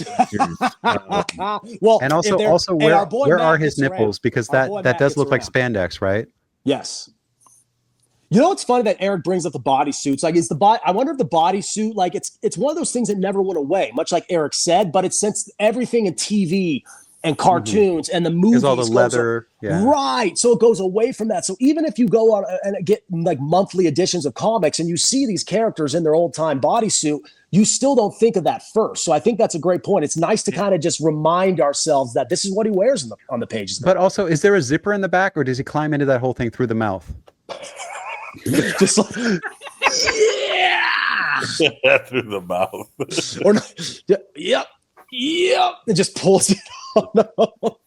And come to think of it, the Punisher is actually in classic costume because I'm so Totally. used to the Tim Bradstreet look at this point. That's got to be intentional. That's got to be the Yeah. like the feel and the era they're going for, because it's also a mini, so they can pick any era of these characters that they want, and it's nice that they pick two eras that are so they're in lockstep with each other. They're both wearing the older style suits. Yeah. Yeah, cool. All right, next one up. I have a feeling that my bodysuit would be all stretched out around the mouth area. No, you would get so like how like when spandex fits right, it's opaque, right? But when it gets stretched too tight, you see everything. So Paul would walk on set and they'd be like, "Oh Lord, what are you doing, man?" Yeah. It's just like, Like, what is up with the shape of those nipples, dude? What is that? You hear the fibers like just Oh yeah, no, and then it's hanging on by a thread, so he goes to bend Yeah. over to pick something up, and anyway. Okay, so next up we got Berserker: The Bleeding Tide, and we talked about Berserker before, and the thing is that Keanu Reeves really went whole hog into comics. You know that this was a property that he was intending to play himself, because the main character is Keanu Reeves, let's face it. But they're in their third or fourth spinoff now, and they've all been really good. So he's not just one of those guys who makes a comic to hold a place or to get people interested in something or whatever because he's going to do a movie or a show later. He actually invested in the comic, and I love that. So he's done some with Matt Rosenberg. This one he's doing with Marjorie Liu and Gary Brown. It says, "Can B quell the bleeding tide? When the captain follows a strange heartbeat into the depths of the ocean, she finds a box chained in irons and the deformed mass of legendary warrior B inside. Now awakened, B must jump into battle to defend the crew from an ambush at sea despite rising concerns. What is the captain after with such a dangerous bounty on her head? And more importantly, what is she hiding?" So I have loved all of these that have come out. They are unapologetically just action, smash you in the face, but it's good. And, there is a place for this kind of storytelling. And like I said, it's not one of those things that just feels like a cash grab. Like it's got, this creator's name on there. Patton Oswalt is making fantastic comics. Keanu Reeves is making fantastic comics. There are people who exist in other spaces who are coming into the comic space and giving it the respect that it deserves. And this is very much one of those properties. So it's not that far out of the thought that I could come out with this hedgehog. I mean, we keep kidding Because your about star it, power is exactly the same as Keanu Reeves. Yes. Yes, You're exactly. that recognizable. same frequency. Does he? So he owns the intellectual property, or what's his story? Because I didn't realize that they were doing that. And then I can't tell. Is that character in his image? Is he Yes, the it very main much character is. in the comic books as well? He very much is. Yes. It looks like Keanu Reeves in every version of this. And it is, and the thing is, I don't know if they're ever going to make a movie, but that was the intention initially. And he's having so much fun with it. And they're coming up with so many great storylines that they keep the thing going. And it's been fantastic. So whether the movie ever gets made or not is inconsequential to the fact that the comics are really good. And it's cool because for someone like Keanu Reeves, who's given his likeness to video games like Cyberpunk and all that, like, you could tell he loves to immerse himself, whether it be a role he takes, whether it be something portraying his image. Like, the cool thing I think all fans love about Keanu is just how committed he is. And that's why I think, regardless of what you think of his acting chops or his quote unquote range, people don't care, because what you're going to get him in, it's going to be all out. He's going to give everything and he's going to empty the tank. Right. I love it. And then the other names there, Carrie Brown, and who are they, and then how are they involved? Are they also fellow Marjorie actors Liu. that are also characters in these books, or If I remember correctly, Liu is the other writer. So Keanu Reeves collaborates on the writing. So he did that on the very first series with Matthew Rosenberg, and Matthew Rosenberg has done a lot of great things with Marvel, and so he gets these writers, and they, different people have different processes, but typically what happens is they'll storyboard it or kind of like throw out general ideas, and then they go back and forth on dialogue and things like that, or they find their own process. So he's the co-writer and the creator of Berserker, and then Marjorie Liu on this series will be the co-writer, and then Gary Brown is the artist. thank you. Okay, great. Yeah, that clarifies a lot. Thank you. Cool. All right, the next one up is in the Spawn universe, and we love Spawn. Oh yeah. And this is definitely a Christmas time gimmick, but sometimes those things, like, they fill a hole, and that hole needs to be filled because you need to see, death and killing, and ears and disembodied eyeballs and things left for Santa Claus. So I saw Santa, a Spawn universe Christmas story. Santa gives presents to the good kids and a stocking full of coal to the bad ones. But what happens when one disturbed child takes offense to Santa's gifts of coal and makes it his life's mission to torment jolly old Saint Nick for the rest of his life? Sam and Twitch discover the bodies, but only Spawn could put an end to it. And that just sounds like so much fun. I would buy this. It's a one-shot, obviously. It's a Christmas gimmick, but it sounds solid. No, absolutely. I mean, it's always cool because sometimes the Christmas thing is pigeonholed, sometimes it's contrived, and a lot of times it just, quite frankly, doesn't work.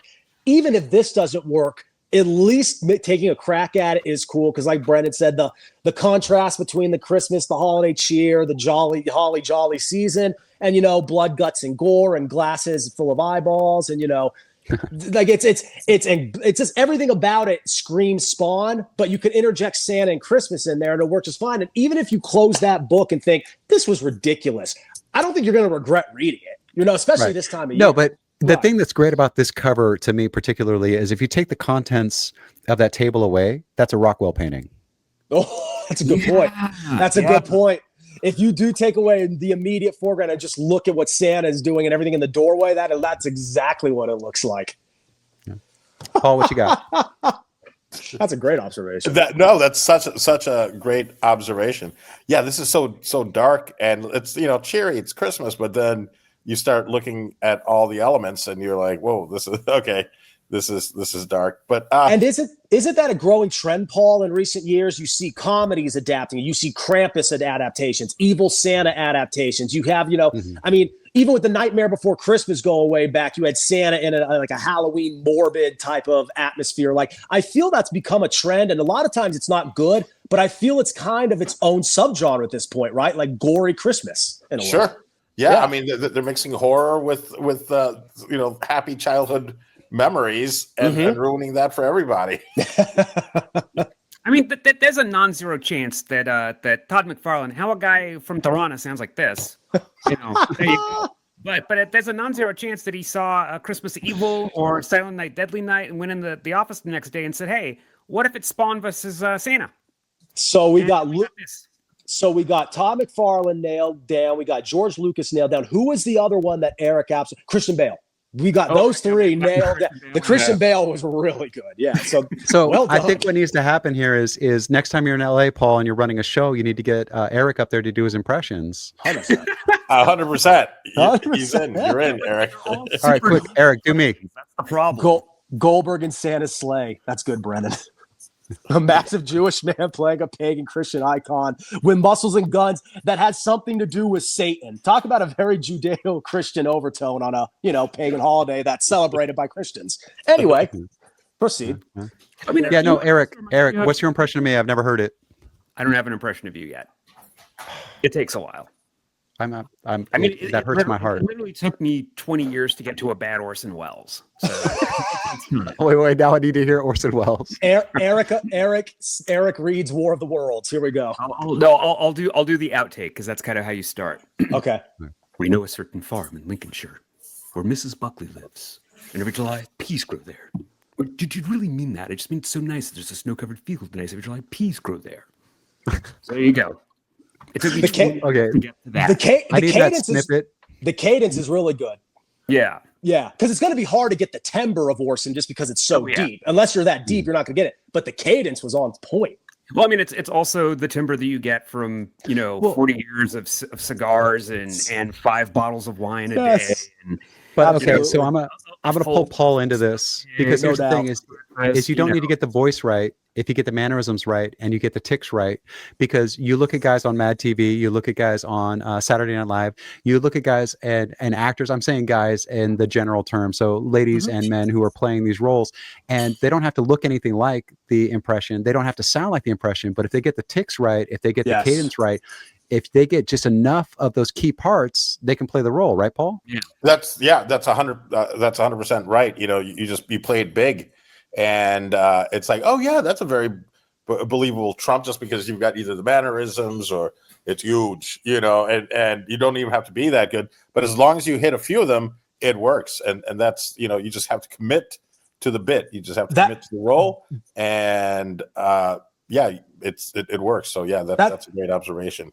That's a good point, because Kate McKinnon or Amy Poehler don't sound anything like Hillary Clinton, but they pulled it off because of the tone and the cadence. Like your voice may not sound the same, but you could still operate with the same tone. And as Brendan said, the tics, that's like the perfect word, because there's something that people immediately latch onto, and they think, I don't care what you sound or look like, you're doing the bit. So speaking of tics, I know it's a different kind of tick, but have you guys seen? No, Paul, you can't check me for tics. I'm leaving my pants on. Get the vodka out. Get the vodka out. Have you seen the guy that crosses himself? He can't stop crossing himself. Who's that? It's Italian. I'll send it to you guys. Well, the thing is if there's a meme out there that Paul hasn't sent in the Insta chat, I don't even look at that chat anymore because it's so full of just Instagram memes that Paul has found. I'm surprised that you haven't sent it already, is what I'm saying. No, but you don't understand. This guy's like normal size. He's not a little person. I'm just kidding. All right, next one up is Devil on My Shoulder. There's some things about the solicit on this one. Before we do the alternate cover, there's some things about the solicit on this one that sounded very, very familiar. And then when I saw the alternate cover, I was like, I know exactly what they're doing with this. But Devil on My Shoulder, it's a new Dark Horse. Dark Horse is like king of indie horror comics. They do a great job. That's where Harrow County lives. And as you must know by now, Harrow County is my all-time favorite horror comic. But anyway, it says something terrible has happened. For 40 days, she was tortured by 5 men and left for dead. But she'll get her revenge on each and every one of them. And it will be bloody. An event that takes her on a strange and violent supernatural path of payback through bizarre encounters with ex-hitmen, sadistic art enthusiasts, and literal devils. First blush, what do you think of this one? Anybody? Don't talk all at once. I was yielding because I wanted Paul or Eric to go first. I mean, the problem is I've seen the variant, and the variant. Right. I showed it. I made the mistake of showing him the variant before and giving him my impression of it before the show. And the problem is the variant is more evocative than this. It just is. Yeah. Something terrible's happened. She was tortured by 5 men and left for dead. She'll get her revenge on each and every one of them. What does that sound like? I spit on your grave. I spit on your grave. Go to the variant cover. That looks almost, so the thing is in the cover or in the poster for I Spit on Your Grave, she's turned around the other way, but she's wearing a torn wife beater. She's got a knife in her hand. And you can tell from her posture, she's on a rampage. So they turn the girl around. They use the same color scheme. They use the same outfit. But this is very much I Spit on Your Grave with a supernatural twist. That's the one thing about the solicit that's different than the movie's plot, is that something about this is going to involve the occult. Mm-hmm.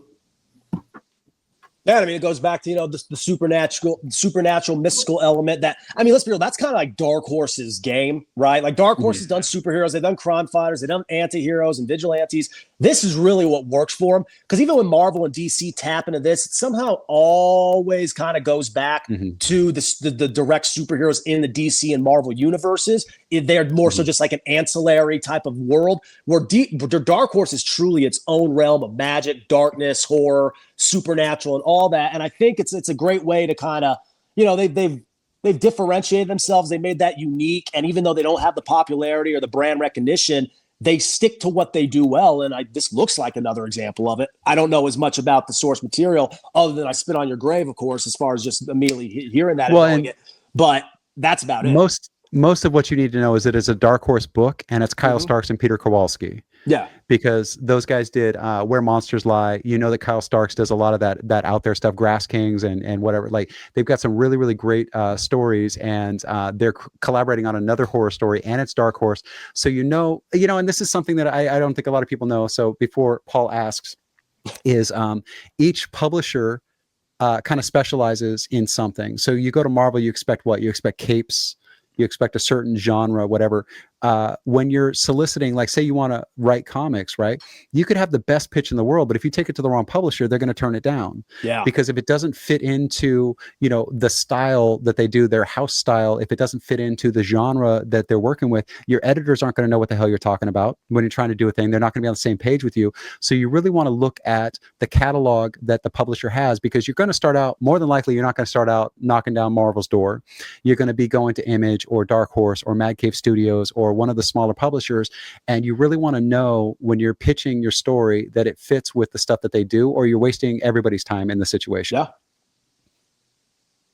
So looking at this one, knowing that it's Dark Horse, looking at this cover, even looking at the other cover, you're like, okay, so it's horror, it's got some supernatural in there, it's got Kyle Starks on it, it's Dark Horse. This is probably going to be a twisty horror, and I know that I like Dark Horse's twisty horror, so this is a book that I'm going to pick up. And so that's one of the things that you look at.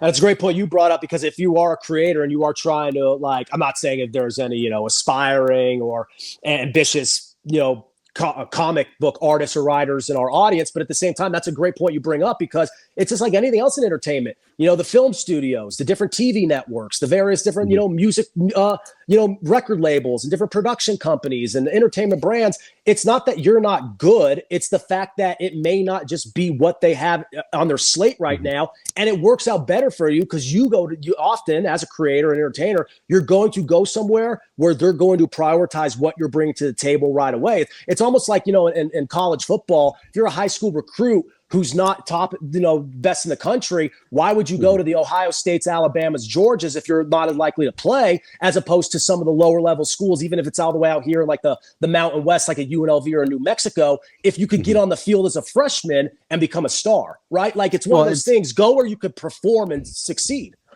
Yeah. Right. To your point about the entertainment industry, on what other network would Always Sunny in Philadelphia play? So true. It's perfect. It's FX and a cable network that's a little raunchier, edgier cable network. Same with Breaking Bad and Mad Men. That couldn't be on anything other than AMC. No way. Right. That's a great point. Yep. Or to bring it back to movies for a second, don't bring your fantasy epic pitch to A24. Oh, good point too. Yeah, A24 is good, but I'm not going to say they're cookie cutter. It's clear what A24 is trying to do. We have talked about multiple movies of theirs on this very show. If you're writing the next great mythological space opera or, fantasy, epic, 100% true. Like, go elsewhere. Yeah. Nice. Go elsewhere, not get out. Go elsewhere. Yeah, go elsewhere. That's like the parenting. What is it? It's like you're supposed to say positive things. You're not supposed to say negative things. There's a comedian that did a bit where it was just like, stop sweeping the ceiling. No. Broom elsewhere. Yeah. We wish you the best of luck in your future endeavors. Right. Oh, in other words, classic. In other words, you fired. That's classic WWE. Right. Yeah, cool. All right, this next one I want to hear from Paul first, because he's been a little quiet. It's Star Wars Boba Fett, Black, White, and Red, #3. This one has a first appearance of, how do you even say this? Oh, you know what? It's Star Wars. I'm allowed to butcher it. Djaspur. Djaspuhr, a bounty hunter. So Fett is out for revenge against the one bounty that has eluded him. A dangerous figure from the bounty hunter's past is back. And what is the connection to the mysterious, oh my God, what is this? Omar Monks?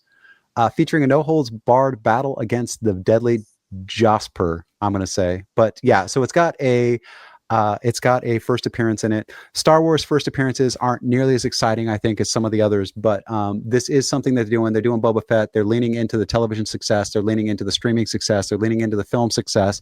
And they're giving it the black, white, and red treatment, which is a very Marvel thing. So it's a dope cover. It's got a first appearance in it. This is collectible. What are your thoughts, Paul? Well, I love it. I mean, and anything having to do with, bounty hunters and whatnot. And I think Boba Fett's probably the ultimate bounty hunter, and the fact that I think his Star Wars action figure, one of the highest priced ones, the special one with the rocket that fires and whatnot. But I mean, I love Boba Fett's always been one of my favorite characters. My question is, when they do introduce a new character like this, then does it then instantly kind of become canon to the Star Wars universe? Or have there been people introduced and then that were never heard of again and then kind of forgotten about? All right, Eric, That's the ongoing. Dying. Yeah. Wait, Go ahead, Eric is dying to explain retcons to you. Go ahead, sir. Wow, I know, right? Which we'll do this the simplest way possible, right? Basically, any comic or novel or video game is canon until it's directly contradicted by a film, right? So, once again, my heart for Kyle Katarn because he's not part of the universe anymore, Right? And meanwhile, you'll have something like all the old Boba Fett comics from the Dark Horse days. They're all gone because they don't account for Jango Fett. So, it's literally this stuff matters until a filmmaker comes in and says, I don't like a J.J. Abrams comes in and says, yeah, none of that matters. And that's like my story. And what we were talking about earlier, there are so many comics and novels and video games that filled that gap because even between, you have the special editions in 1997, 77 is when the first one came out. That's 20 years. Then the Phantom Menace comes out a few years after. So you're looking at a 20-year gap where people had to jam-pack their own information into it to fill that void because we didn't have anything else because Lucas wasn't doing anything else. And what he did have in mind was what we got with Phantom Menace, Attack of the Clones, and Revenge of the Sith. But what Eric said is spot on because you have countless stories of Luke, Han, Leia, Chewie doing all types of different things, having these different adventures. Mara Jade, the kids that Solo and Leia have, and just like that, it's just gust in the wind, gone. There's other stuff that you just can't. Jackson the space robot, which apparently Lucas hates. He hates Jax. So it's crazy. But there's also stuff that you just can't get around. It's like, okay, so Anakin Skywalker built C-3PO, but doesn't recognize him when he sees him on the ship when he's breaking in. Right? Or there's things that or even like Obi-Wan. I get it's been a while, but you really don't remember R2-D2 for all the interactions you had with him 19, 20 years later. You've been in Tatooine so long, you don't remember R2? Really? So the term is retcon. From such a point of view. He never and that's when now we got Alec Guinness. So the term, Paul, is retcon, and that's when something doesn't jive, and so they write a creative way around it, or they just completely ignore that something happened, or they eject it from the canon. So if there's something that they wrote a while ago, so we actually talked about it with the Tolkien discussion earlier. Is the ring initially was just a magic ring that made you invisible, but that didn't work for the Fellowship of the Ring, and so he had to go back, and Tolkien wrote a new edition of The Hobbit, and he did this whole it was like a 15-page foreword where he's talking about how Bilbo was an unreliable narrator because he was trying to make himself look better than he actually was, and so he's leaving out key points of it. So here's the actual story of what happened with the added parts from a better narrator who's telling us the whole story of the thing or whatever. So it happens with film series. It happens with reboots. It happens. And the other thing that's nice about comics is because who came up with the alternate universe thing? That had to be Marvel, right? I think it was DC first, and then Marvel latched on. Yeah. But one of the things that they did is very creatively, they said, okay, well, this doesn't jive with the thing we did before, so we're going to make this in an alternate universe. Yes. So this happened, but that also happened, but the fact that that happened doesn't affect that this happened because you have all these parallel universes and we're pulling stories out of each of them. Yeah. So when they're trying to get a character from this one to that one, they'll do something like a black hole or something that brings them from one place to another place, and that's what the Spider-Verse is. That's what all these different alternate universe stories are, is creative ways to retcon. And we're seeing that now even with DC and James Gunn. James Gunn now is that leading the way for DC. The first season of Peacemaker was under the old guard. So now you kind of have to tweak certain things to make it, compatible with the new iteration of Peacemaker, which is a continuation, but also sort of kind of a reboot to fit what James Gunn's vision is, as opposed to the old DCEU version. Yes, sir. Now, I'm sorry, and is retcon, is that a portmanteau of... It is. I forget what it's a portmanteau of, but I will look right now. Retroactive continuity. Mm-hmm. That's what it is. Retroactive continuity. Yes. And wasn't retroactive continuity? Wow. And it's been going on forever. Back in since the literature days, famous characters like Sherlock Holmes, James Bond, several iconic characters who have been readapted. You need to retcon them because if not, eventually the continuity is going to get lost or fractured. Yeah. And then, but for the case of Star Wars or even this book, there's always a non-zero chance that Bomar monks and Dejasper. You added a whole syllable to that. It's DJAS. Where'd you get the A? I put it in there. I'm sorry. Dejasper. Joss. I think it's Joss. It's DJ Osper. You know what? The D is probably silent. It's probably just Josper. It's Josper. That's totally what it is. It's Josper. It's Josper. He's a DJ. Yeah, it's got to be. Yeah, DJ Josper. But there's a non-zero chance that these characters could make their way into a TV show or a subsequent film. Like those characters are always up for grabs if someone wants to use them. And we see Star Wars now live action adapting characters who were simply in the animated series, but since it's canon and they were supposedly there the whole time, now we're getting in the TV version. The TV shows the live action version of them. Yeah. And not to pull at that thread too much, because that's the thing is, there's so many stuff. I saw somebody talking about there's the whole ban on Harry Potter and stuff like that. And it's like, somebody was dissecting and they're like, and everything that happens in the book makes no sense, but that's you just accept it. And the thing is that like, there's so many things that are story devices in Star Wars or whatever that make no goddamn sense whatsoever. It's like, you've got this vast universe that anybody can explore because they've got the technology, whatever. And we really only end up on 5 planets ever? How do we keep going back to Tatooine? And everybody knows everybody else on those 5 planets. Like, how do you know a whole planet's worth of population? Yeah. Right. To the point where literally on this cover, that's Jabba's palace. That's right. In the bottom right corner, we're back on Tatooine. It's unbelievable. I thought the same thing when you popped up the cover. The black, white, and red, that the kind of the Marvel nod looks great. And then when you look at the bottom right corner, all right, more Mos Eisley, more Mos Espa. It's cool, but at the same time, it's an entire galaxy, and we kind of just keep circumventing. Although the technology. It's always funny that Luke refers to Tatooine as the planet that's furthest from the bright center of the universe, and yet every important thing that's ever happened in the galaxy happens on Tatooine. Even in like the Obi-Wan show. Wait, if it's the farthest away from the star, right? Then wouldn't it be the darkest planet? Also, It's always bright. And it's because it has the 2 suns, and it's so off the grid. Everyone, like if you're a gambler, a gangster, a criminal, any kind of just scumbag, right? Any kind of sleazeball, it's a perfect hideout for you. Yet conveniently, the Empire keeps showing up whenever they have a little bit of a tell. Like clearly, you're not that hidden. And so let's just destroy this sweater altogether. Right. Like, why is it always like the same 3 cities on those 5 planets too? Oh, right, yeah. Set design, because Tunisia was hot and they could only build so many sets. That's why. So, Paul, have you been to Tunisia? Have you visited the crate dragon skeleton that they're mining pieces of for the mini museum to sell on Facebook? That's so the closest to Tunisia I've been is Gibraltar. Really? I was going to say jabroni. Jabroni. So, yes, I've been to Africa. Have you been to other countries outside of Gibraltar, Paul?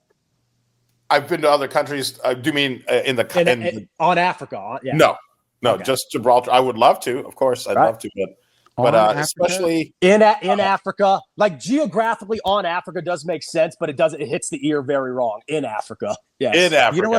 You know what I just found out North the other America. day? Yeah. Wait. So this is a thing, and it's a real thing, and you subconsciously do it all the time. Okay.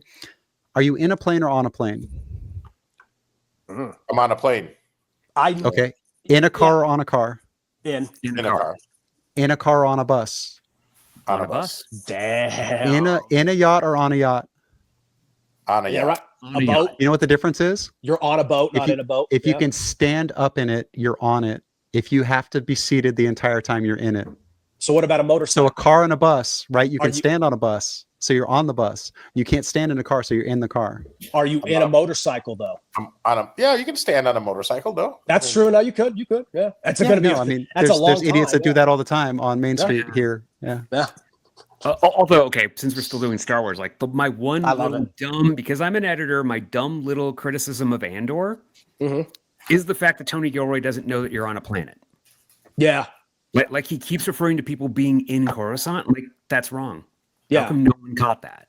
Yeah. Well, because you have to sit in Coruscant. Because it's in Coruscant, right? But it's also going back to like my upbringing in sports media. It's like if you're playing in New York City, you say in. So if the Mets are, or let's say the Red Sox are going to the Bronx, they're playing in New York. but they're playing at Yankee Stadium. That's like it's simple. It sounds simple, but a lot of people get that mixed up because if you're in the ballpark, you think it's in the stadium. But in terms of sportscasting, the appropriate thing is at that park. But also if you say New York, you're talking about a whole state, but people automatically go to New York City. The city, yeah. And when you talk about a New York baseball team, they're not talking about the Mets; they're talking about the Yankees. 100%. And it's so funny. New York is a massive state too. Like that goes to show how densely populated. Well, massive. The city it's is. East Coast massive. No, 100%. I'm not saying it's like Texas or California, but like for the upper Northeast, when you look at how small, all other than maybe Pennsylvania, all the states in the Northeast are kind of jam packed in there. New York is just this big mofo, but the only part that, like Brendan, you just said that people talk about is this little strip down there. Yep. So now, do the players, baseball players, no, go ahead, Paul. In or on a plane? I'd say on a plane. If we're going, if we're going. It says in a plane. That's in a plane. I'm in a plane right now. I'm going to start saying that. Oh, where are you? I'm in a plane right now. That makes so Paul's going to intentionally reverse them. No, but here's the thing too: is like there's something, and I can't remember what the exact order is, but like it's like a big green ball, right? But if you say a green big ball, it sounds wrong. There is a specific order for the way that you use descriptors and adjectives. Yes. And I feel like as an editor, I should know this, but I actually don't. But every time I hear it, I go, yeah, that's right. Because if somebody says the order in the wrong way, you immediately know that English is not their first language. A wood square door doesn't sound as right as a square wooden door, right? It's very true. Yeah. But it's like I forget exactly what it is, but it's like size, texture, color, like it goes down this thing. And everybody who is a native English speaker just automatically does it. And when somebody gets it wrong, you immediately know. Which bringing the conversation full circle goes to show the absolute masterful genius of J.R.R. Tolkien. Because that's what his game was. It was the study of linguistics, of languages, and he used that to create the world. He didn't create the world and then the languages. He created the languages and then the world to explain the languages. That's what makes it really so mind-blowing. And all right, here it is. I've got it. I've got it. I'm gonna put these two character names on screen. Yeah, lower third, baby. So this is direct from the solicit, right? Yeah, right. But I see that apostrophe. And I'm like, am I supposed to leave a pause there or like half a breath in Ba'omar? Ba'omar, right? Yeah, maybe, right? But also, it's the point of, are we at the point where basically whoever comes with these names is playing Scrabble, and whatever their hand comes up with, that's the new name for the character? I think so, because even Lucas admitted when he was conceiving the initial story treatment of Star Wars, he literally half the time when he was writing, he says he wasn't even like writing story or anything like that, or even dialogue. He was just trying to create the weirdest, zaniest names. Like Bib Fortuna, right, or something like that. But then you have what's the pilot's name? Porkins, and they got a fat actor to play him. That's so simple. And dude, that dude, it's not a common name at all. The character's name is Jack Porkins. So Jeff Porkins, yeah. Just play Jack Porkins. Space Wizards and Jeff Porkins, you know. Yes, sir. Paul. Of names like that, I don't know if any of you guys are fans of Strangers with Candy, with like Amy Sedaris and Stephen Colbert, a few other people from the Second City. And her name in the series and in the movies maybe as well is Jerry Blank, because apparently when they were first writing, they didn't have a last name for her, so they're like, all right, well, Jerry Blank, just okay, we'll leave it blank for now. And then eventually, they're like, that's her name, right? They're like, yeah, it's Jerry Blank. Stick to a little bit of all right, check this out.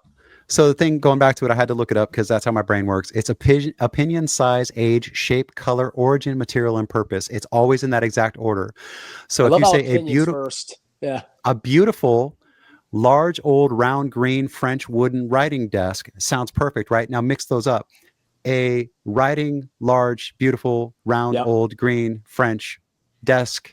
Like it sounds psychotic. Your brain can't process it. It's disjointed. Yep. No, it's true. It's so funny how we subconsciously do it. And it's all like, if you were to, it could be like an English major and they would probably throw them off. I mean, they obviously would know that, but still, it's one of those things that you don't catch yourself doing, but inevitably we do. Well, it's like, I will never, ever, ever fault somebody whose third, fourth, fifth, sixth, or even second language is English because it's such a hard language. That's what people don't realize. Yes. I have a hard time with Spanish because I know colloquial Spanish and I don't know it well, but I can get along in a conversation. And I'll tell you, anytime I break something up, somebody will either correct me or they'll know what I'm talking about and they'll do the thing. And I feel like we're so judgmental, especially when somebody comes from Europe or whatever, and they speak 16 languages and English is not even their second or third one. And we call them dumb. Right. Don't And we're they like, say? No, go ahead. no, I'm just saying, like, Yeah. you have to give people so much grace because English speakers everywhere in the world get so much grace. Yeah. And when somebody is trying and they're making an attempt, you have no business. If you understood what the hell they were talking about, and you probably did, just go with it, man. Isn't 100%? It's all about the context and making sure you have enough context clues. In fact, say less is more anyway. I'd actually prefer you say less. But it's so true because Why use don't they much say- word when few word work? So good. That's so good. But now I want to go watch that episode. But it's one of the things that, like, don't they say English logically the conjugation makes no sense compared to No, it other doesn't. languages? But for us it does because we don't think twice about it. But for anyone else across the globe, they're all like, this makes no sense, linguistically. It's very weird. It's partially because it's an open source language. Like there's no governing body. There's Yes. If English encounters a word that delivers the message more efficiently, English just adopts that word immediately. And it's like a direct ripoff of everything Germanic and everything Romance. It's not a Germanic language inherently, and it's not a Romance language inherently. It's almost like this, this fusion of them. The colonizers of languages. Yeah. But I there's something I learned a long time ago too, and it's the reason why, like, we have two words for a lot of things, and like beef and cow are two different words, and it's because the inside staff with a higher class staff that spoke one language, and the outside staff with a lower class staff that spoke another language, and you had to be able to describe what you were talking about to both sets of servants, basically. And so it was beef in the kitchen, and it was cow in the pasture. Demographics. Huh? Yeah.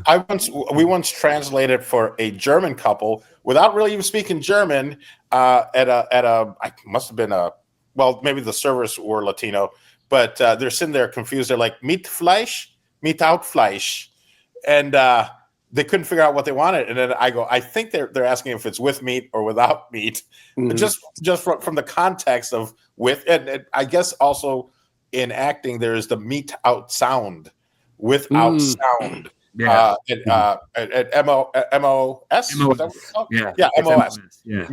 Without sound, because some German director once said, we're shooting this without sound, so now it's MOS. Well, what do they call it? Mise en scène? Because the French, like the German and French impressionists and expressionists, like they kind of created the jargon that we adopted, even though no one really knows where it came from, even if you're in film school. Right. Right. But like you look at Spanish, Paul, and it's like the way that the words are lined up, it makes sense because it sets you up for what's coming. It's like this thing, what thing? The thing that does this, the thing that does this. It's this, it's like the order of descriptors makes so much more sense. But I also love that, like, the Spanish communities that I've been around, that I was coming up around and stuff like that, when it was like, whatever the easiest word was is the one they would use. So like ponte los zapatos rojos, right? Means put on the red shoes. But if they know English as well, ponte los red shoes is a lot fewer syllables and gets the point across faster. Right. When we were visiting Mexico when we were very young, and my brother would get excited and tell a story, they actually thought he was mentally deficient. So one of my aunts went to my mom, said, like, there's something seriously wrong with your child because I can only understand like half the words that he says. And then so my mom would listen and she understood everything.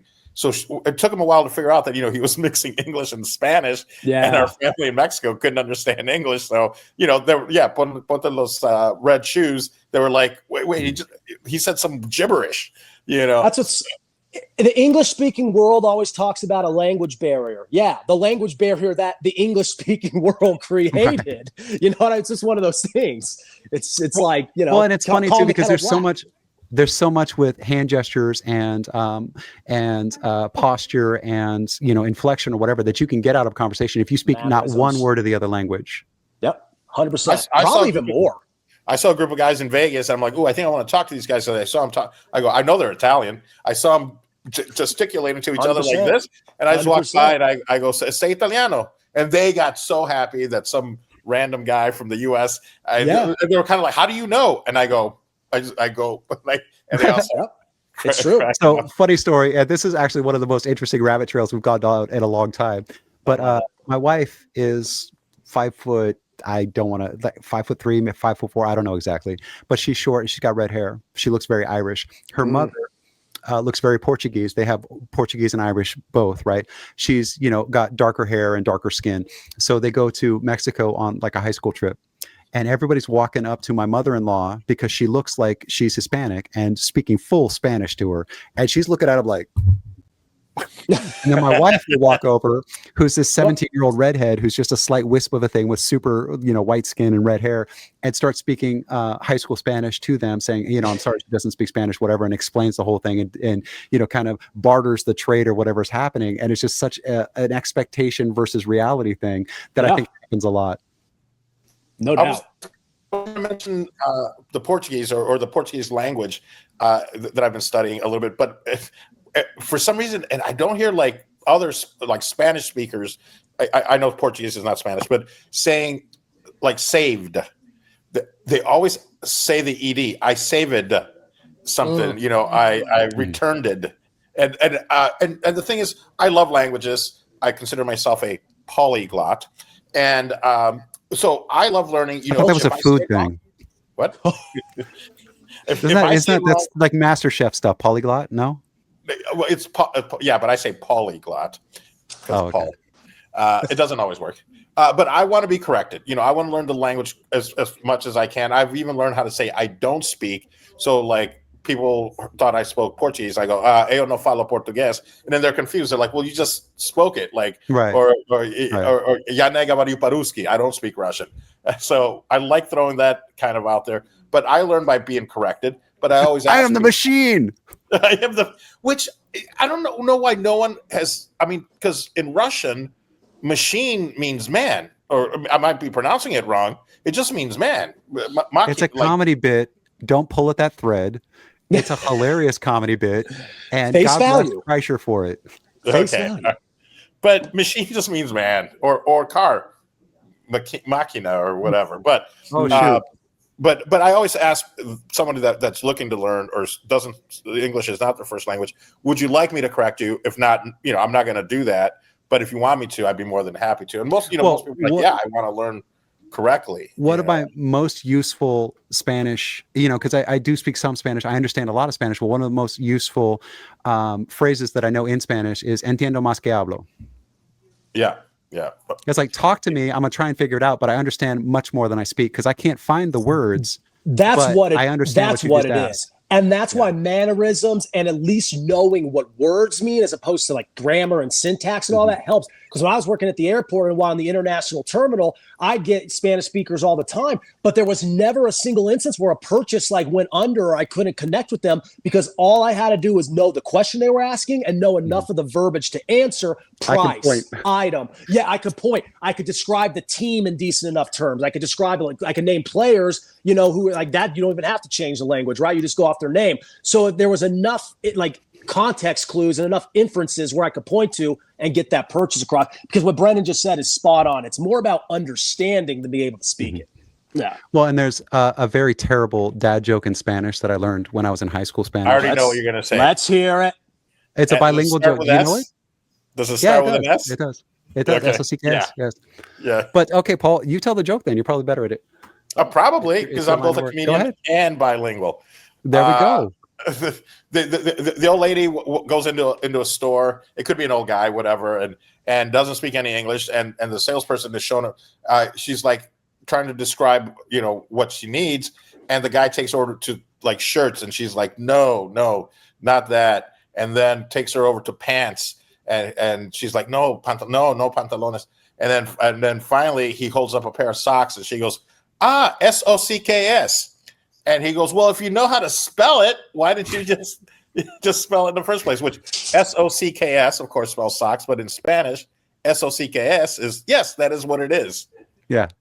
Yes, that's what I'm looking for. Laughing. And it only works on high schoolers who are learning Spanish for SOCKS. Yeah, SOCKS. Socks. Yeah, socks. Cool. All right, well, that's about the time that we have. We went on a huge, unexpected language rant. This has been the C3 Pod. Check us out on Patreon. Give us the $5 a month if you can, because then you'll get all of that cool in-between takes content. We'll have some stories and things that are up there as well. But thank you very much for your time. And speaking of story, Paul, you had a story, right? Yeah, no, I've got a great story, but first I want to make sure that Brandon, you're my favorite pendejo, which means friend in Spanish. So yes, everyone, favorite. I don't. Oh, that's right. No, Paul is supposed to be able to do his pitch. Right. Yeah, that was the time we're going to give him right now. So Paul, Yeah, it's part of the story. yeah, go ahead, pitch away, friend. Oh, really? I actually get my 10 minutes now? Absolutely. Wait, okay. So, guys, You like just that go to callback. paulvato.com.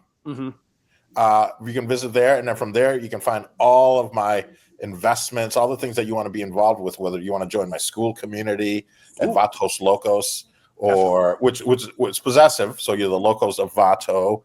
You want to get some Parse rum or pick up some Vato coin. You can do it all right there at the. Where's Brandon? He's not even listening to this. And wait, are you guys still there? Wait, why is the music on? Done. I've got a whole story to tell.